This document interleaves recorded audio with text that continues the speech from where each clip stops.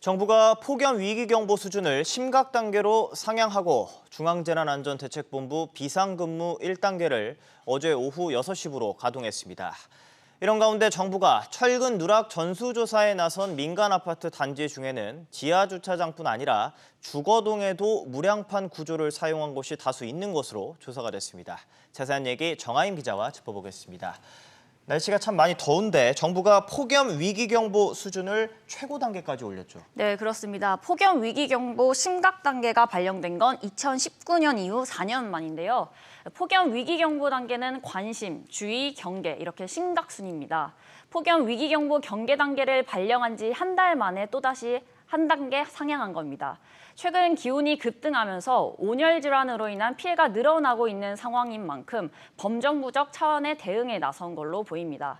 이상민 중대본부장은 뜨거운 낮 시간대에는 외부 활동을 최대한 자제해 주시고 수분을 충분히 섭취하는 등 국민 행동 요령에 따라 건강을 최우선으로 챙겨달라고 당부했습니다.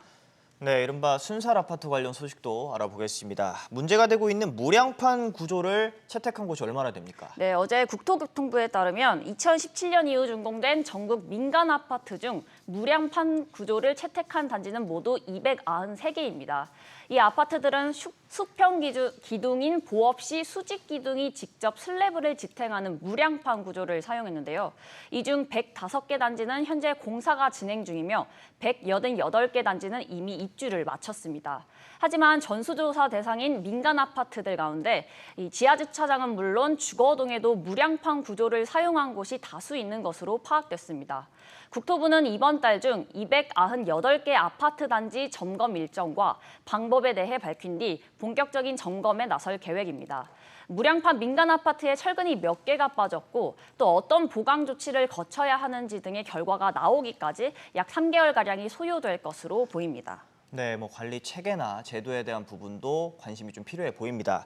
다른 소식도 보면 주요 은행 가계대출이 지금 한 달 새 얼마나 늘었습니까? 네, 약 1조 원 가까이 늘었습니다. 어제 금융권에 따르면 5대 은행의 지난달 말 가계대출 잔액은 679조 2,208억 원으로 6월보다 9,755억 원 증가했습니다.